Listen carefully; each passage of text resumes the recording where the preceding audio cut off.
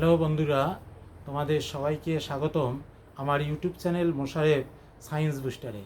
তো গত ভিডিওগুলোতে আমি তোমাদের দশম শ্রেণীর দ্বিতীয় চ্যাপ্টার অঙ্কের দ্বিতীয় চ্যাপ্টার সরল সুদ প্রথম ভিডিওতে 1 থেকে 12 নম্বর করিয়েছি। দ্বিতীয় ভিডিওতে 13 থেকে 16 নম্বর পর্যন্ত করা আছে। যে যে ভিডিওগুলো এখনও দেখোনি তোমরা অবশ্যই কিন্তু দেখে নিবে। আর আজকে এই ভিডিওয়ে আমরা 17 থেকে 20 নম্বর পর্যন্ত এই ভিডিওতে করব। আশা রাখছি সবাই দেখবে। যদি কোনো কারো কনফিউশন হয় তোমরা কিন্তু অবশ্যই ভিডিও কমেন্ট বক্সে লিখবে, আমি সেগুলো সলভ করে দেবো। হ্যাঁ, তো শুরু করা যাক। আজকে আমরা কিভাবে অঙ্কগুলো করছি সেটা তো তোমরা নিশ্চয়ই দেখছো সূত্র দিয়ে। তো আজকে আমরা 17 থেকে শুরু করব। এই যে পৃষ্ঠা নাম্বারটা তোমরা একটু সবাই দেখে নাও। এই যে তোমাদের দ্বিতীয় চ্যাপ্টারে সরল সুদ কষার যে চ্যাপ্টার আছে সেটা 17 নম্বর থেকে দেখো। 17 নম্বর অঙ্কটা কি বলছে? রেখা দিদি তার সঞ্চিত অর্থের 10,000 টাকা দুটি আলাদা ব্যাংকে ভাগ করে একই সময়ে জমা দিলেন। একটি ব্যাংকের বার্ষিক সুদের হার 6%, অন্য ব্যাংকের বার্ষিক সুদের হার 7%। 2 বছর পরে তিনি সুদ সহ মোট 1280 টাকা পান। তিনি কোন ব্যাংকে কত টাকা জমা রেখেছেন? তাহলে আমরা প্রথমে ধরে নেই যে রেখা দিদি প্রথম ব্যাংকে রেখেছেন এক্স টাকা, তাহলে দ্বিতীয় ব্যাংকে কত রাখবে? তোমার 10,000 বিয়োগ এক্স। তাহলে ধরে নিলাম, তাহলে ধরি রেখা দিদি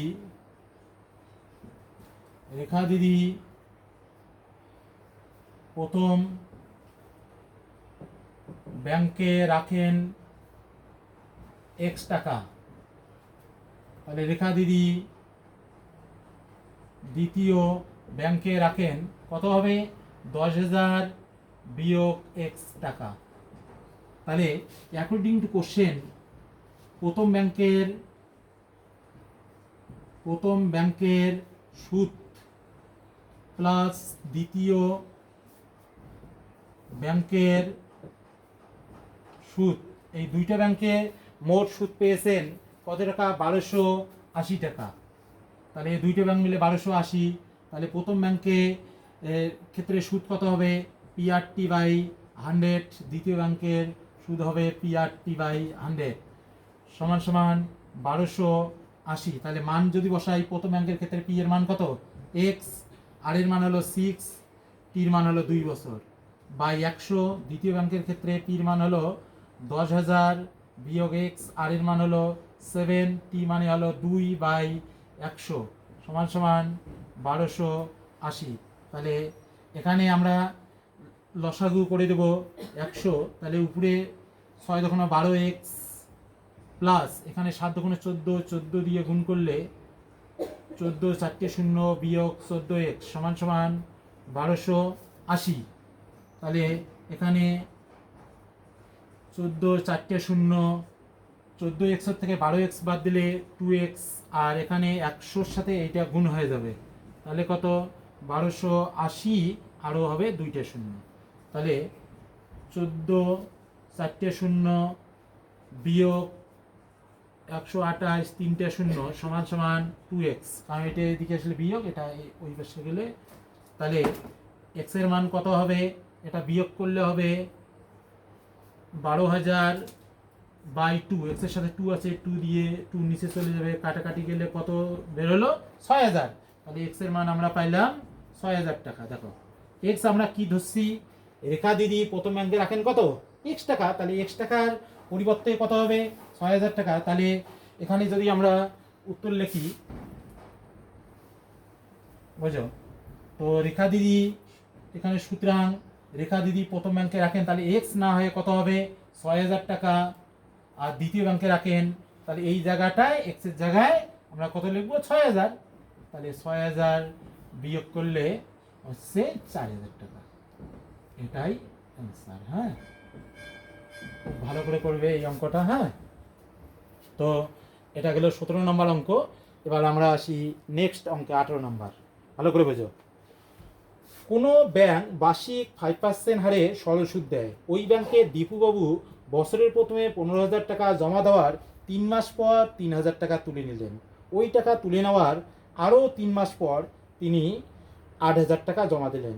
ওই বছরের শেষে দীপুবাবু সুদে আসলে কত টাকা পাবে। হ্যাঁ, অঙ্কটা কিন্তু এখানে 3টে পার্টে হয়েছে, তোমরা একটু লক্ষ্য করো। 15,000 টাকা জমা দিছে, সেই 15,000 টাকা 3 মাস ছিল, 3 মাস যাওয়ার পর 3,000 টাকা তুলে নিল, তাহলে ওর আর ব্যাংকে জমা থাকবে 12,000 টাকা।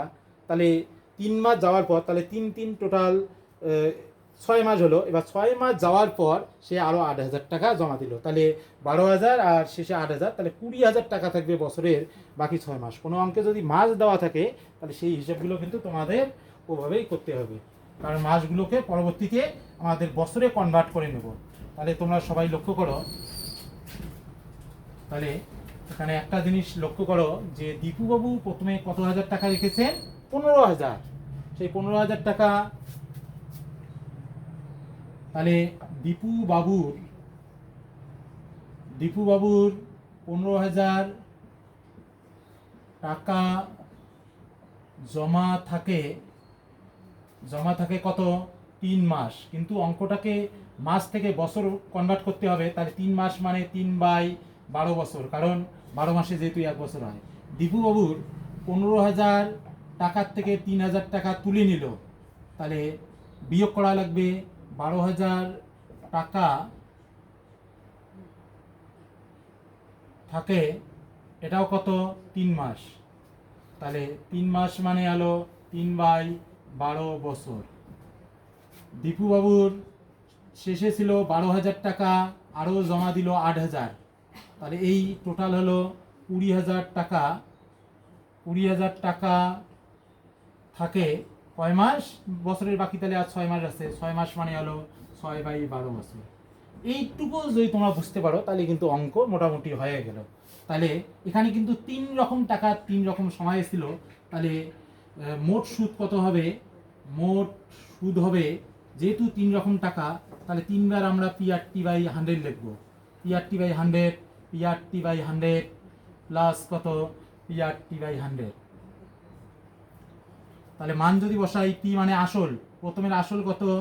15,000, আর সুদের হার কত? সুদের হার দেখো তোমাদের বইয়ে দেওয়া আছে 5%, তাহলে আর এর মান কিন্তু হবে 5। টি মানে প্রথম সময়টা কত ছিল? 3/12 বছর, তাহলে 3 উপরে হবে, 12 নিচে হবে, নিচে 100 প্লাস দ্বিতীয় টাকা হলো 12,000, তাহলে 12,000, এটাও সুদের হার হলো 5। 3 মাস থাকে, 3/12, তাহলে নিচেও 12 দিয়ে গুণ হবে, প্লাস 100। আর তৃতীয় প্রকার টাকা হলো টোটাল হলো 20,000 টাকা আসল, আর এর মান হলো 5, টি মানে হলো সময়, 6/12, নিচ দিয়ে গুণন 100। তাহলে এখানকার 2 শূন্যর সাথে 2 শূন্য কাটা, 3 দিয়ে 3 4 12, 2 দিয়ে 2 দুগুণ 4, 75 দুগুণ 150, তাহলে এটা কাটাকাটি করলে 3 5 5 5 25, 5 হাতে 2, 5 7 35, 2 37/2 প্লাস এখানে 2 শূন্যর সাথে 2 শূন্য কাটা, 12 দিয়ে এটাকে কাটলে 12 কে 12 10, তাহলে 3 5 15, তার সাথে 10 গুণ করলে 150 প্লাস এখানে 2 শূন্যর সাথে 2 শূন্য কাটা, 6 দিয়ে এটাকে কাটলে 6 দুগুণ 12, এটা দিয়ে এটাকে কাটলে 100, তাহলে 100-র সাথে 5 গুণ করলে 500। তাহলে এটা যদি আমরা ভাগ করি তাহলে কত পাবো? 1 17, 8 দুগুণ 16, 7 দুগুণ 14, 50 প্লাস 150 প্লাস 500, তাহলে এটা যোগ করলে কত হবে? 50 0 5 0 0 7, তারপর 0 5 5 8 5 13, 3 হাতে থাকবে 1, 5 1 6 1 7 8 1 8, তাহলে 837.50 টাকা হবে মোট সুদ। কিন্তু আমাদের অ্যান্সার বের করতে বলছে দীপুবাবু সুদে আসলে কত টাকা পাবেন। সুতরাং দীপুবাবু সুদে আসলে পাবেন, টোটাল ওর গিয়ে শেষে আসল জমা ছিল 20,000, আর সুদ হলো 837.50 টাকা। তাহলে এই দুইটা যোগ করতে হবে, যোগ করলে হবে 20,837.50 টাকা। তাহলে এটা হলো 18 নম্বর অঙ্ক। হ্যাঁ, তোমরা একটু দেখে নাও। এবার আমরা 19 নম্বর অঙ্ক করব। 19 নম্বর অঙ্কটা দেখো, রমেশ চাচা একটি বাড়ি তৈরি করার জন্য বার্ষিক 12% সরল সুদের হারে 2,40,000 টাকা ব্যাংক থেকে ধার নেন। ধার নেওয়ার 1 বছর পর তিনি বাড়িটি প্রতি মাসে 5,200 টাকায় ভাড়া দেন। ধার নেওয়ার কত বছর পর তিনি বাড়ি ভাড়ার আয়ের থেকে ব্যাংকের টাকা সুদসহ শোধ করতে পারবেন? মানে 2,40,000 টাকা নিল রহমত চাচা, বাড়িটি 1 বছর পর তৈরি করে ভাড়া দেওয়া স্টার্ট করলো এবং বাড়ি ভাড়া থেকে প্রতি মাসে পান 5,200 টাকা। তাহলে আমরা যদি ধরি নেই যে রহমত চাচা 1 বছর পর ব্যাংকের টাকা সুদসহ শোধ করবেন, তাহলে বাড়িটি ভাড়া থাকবে তার থেকে 1 বছর কম, কারণ 1 বছর কিন্তু বাড়িটি তৈরি করতে সময় লেগেছে। তাহলে আমরা সেটা ধরে নেব।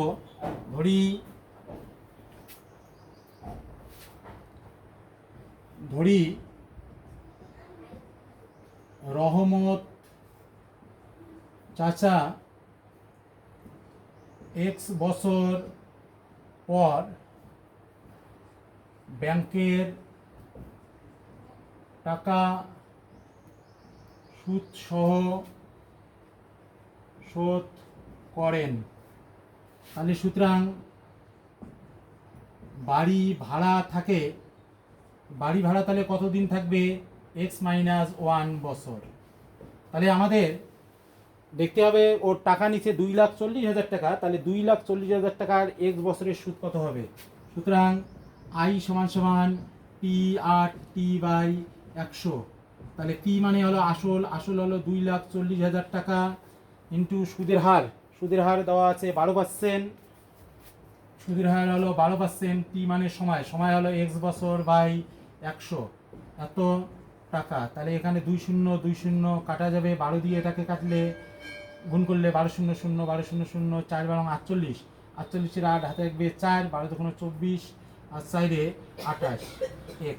তাহলে সুদি আসলে হলো 28,800 x টাকা। তাহলে সুদ এবং আসল মিলে কত হবে? আসল হলো 2,40,000 টাকা, এই টাকাটা হবে সুদ। তাহলে এই দুইটা যোগ করা লাগবে। তাহলে অ্যাকর্ডিং টু কোশ্চেন আসল হলো 2,40,000 প্লাস সুদ হলো 2,800x। এই টাকাটা কোথার থেকে আসবে? বাড়ি ভাড়া থেকে। বাড়ি ভাড়া থেকে 1 মাসে পায় 5,200 টাকা, 1 বছরে পাবে 12 দিয়ে গুণ হবে, কারণ 1 মাসে পায় 5,200, 1 বছরে তাহলে কত? 12 দিয়ে গুণ হবে এবং মোট কত বছর ছিল? x-1 দিয়েও গুণ হবে। তাহলে এটা কত হবে? 24 4 0 প্লাস 2,800x প্লাস এটা গুণ করলে হবে 0 0, 12 দুগুণে 24-এর 4 হাতে থাকবে 2, 5 12 60, 2 62 x মাইনাস এটা দিয়ে গুণ করলে হবে 2। এবার আমরা কি করব? এক্স গুলোকে একদিকে আনবো, এমনি সংখ্যাগুলো একদিকে থাকবে। তাহলে এক্স গুলোকে যদি আমরা একদিকে নিয়ে যাই, তাহলে এখানে 24 4 0 প্লাস 2,62400 সমান 62400x, এটা ওইদিকে গেলে 2,800x। তাহলে এখানে আমরা যোগ করে দেব।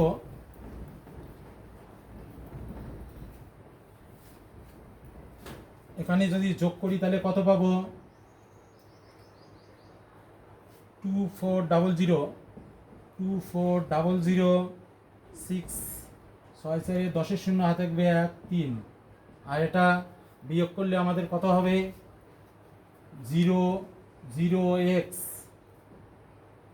14টার থেকে 8টা বাদ দিলে 6 হাতে রাখা ছিল এখানে, 12টার থেকে 9 বাদ দিলে 3 হাতে রাখা ছিল এখানে 3। তাহলে এখান থেকে যদি আমি x এর মান বের করি, তাহলে 302400 বাই 33600, এখানে 0 0 কাটা, এটা দিয়ে এটাকে কাটলে একবারে 9, 6 লং 54, 4 হাতে 5 9 3 লং 7,532, হ্যাঁ 3 9। তাহলে x এর মান কত পাইলাম? 9। তাহলে এটাই অ্যান্সার। তাহলে দীপু বাবু, সুতরাং রহমত চাচা 9 বছর পর ব্যাংকের টাকা সুদ সহ শোধ করবেন, এটাই অ্যান্সার। খুব গুরুত্বপূর্ণ একটা কোশ্চেন, খুব ভালো করে করবে এটা। এবার পরের অঙ্কটা দেখো, 20 নম্বর অঙ্কটা। হ্যাঁ, 20 নম্বর অঙ্কটা কি আছে? রতিনবাবু তার 2 মেয়ের প্রত্যেকের জন্য ব্যাংকে এমনভাবে টাকা রেখে যাবেন যাতে প্রত্যেক মেয়ের বয়স যখন 18 বছর হবে তখন প্রত্যেক মেয়ে 1,20,000 টাকা করে পাবে। ব্যাংকের বার্ষিক সরল সুদের হার 10%। মেয়েদের বর্তমান বয়স হলো 13 বছর এবং 8 বছর। তিনি প্রত্যেক মেয়ের জন্য কত টাকা জমা রাখবেন? এখানে 2 ধাপে অঙ্ক হবে, 2টা মেয়ে। তাহলে 20 নম্বর ধরি বড় মেয়ের নামে রাখেন কত? x টাকা। বড় মেয়ের নামে রাখেন x টাকা। তাহলে বড় মেয়ের সময়টা কত হবে? সময়টা t। বড় মেয়ের বয়স হলো বর্তমানে 13 বছর, তাহলে 18 বছর হইতে ওর বাকি আছে 5 বছর, তাহলে টির মান হবে 5 বছর। আর এর মান কত? 10%। তো আমরা জানি i সমান সমান কত? p/t/100, বা i সমান সমান p মানে আসল কত? x, আর এর মান হলো 10, টির মান হলো 5/100। তাহলে 0 0 কাটা 2, তাহলে i সমান সমান কত হবে? x/2 টাকা।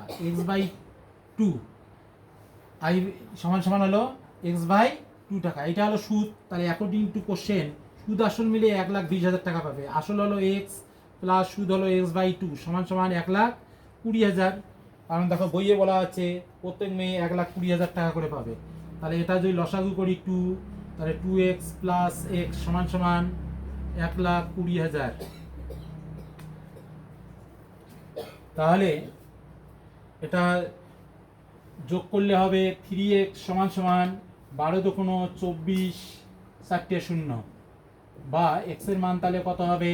24, 4টে 0/3, 3 8টে 24, তাহলে 8, 4টে 0, তাহলে x এর মান কত? 80,000। তাহলে এটাই আনসার। সুতরাং রথিন বাবু বড় মেয়ের নামে রাখেন কত? 80,000 টাকা। এবার সেমভাবে আমাদের ছোট মেয়ের ক্ষেত্রে করতে হবে।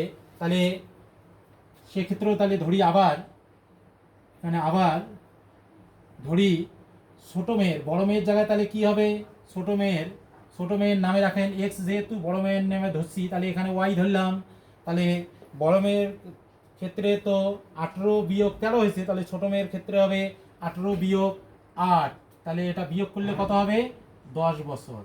আর এর মান সেম থাকবে। তাহলে i সমান সমান p/t/100, তাহলে এখানে p এর মান কিন্তু হবে y, আর এর মান 10এই থাকবে, সময়টা হবে এখানে 10। তাহলে 2 শূন্যর সাথে 2 শূন্য কাটা, তাহলে শুধু হবে i সমান সমান y টাকা। তাহলে দেখো শুধু হলো y, আসলেও y। তাহলে এক্ষেত্রে কি হবে? সুদ আসল মিলে তাহলে এই জায়গাটায় কত হবে?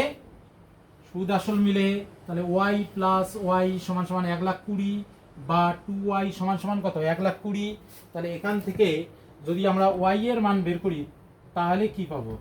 বা y সমান সমান 1,20,000 বাই 2, এটা কাটাকাটি করলে 60,000। তাহলে সুতরাং আমাদের কি হলো? সুতরাং y সমান সমান 60,000। তাহলে রতিনবাবু তাহলে বড় মেয়ের জায়গায় এখানে কি হবে? ছোট মেয়ের নামে রাখেন 80,000-এর পরিবর্তে হবে 60,000। এটাই আনসার। আজ এই পর্যন্তই। পরবর্তী ভিডিওতে যে শর্ট কোশ্চেনগুলো আছে সেগুলো নিয়ে আমি আলোচনা করব, এবং তার পরবর্তী ভিডিওতে এই সরল সুদ কষা চ্যাপ্টার থেকে কি প্রশ্ন মাধ্যমিকে আসার মতো প্রশ্ন আছে সেগুলো আমি বলবো, এবং উদাহরণ থেকে কি প্রশ্ন আসার মতো আছে সেগুলো আমি বলবো। সেটা সবাই তোমরা ভালো করে লক্ষ্য রাখবে। সো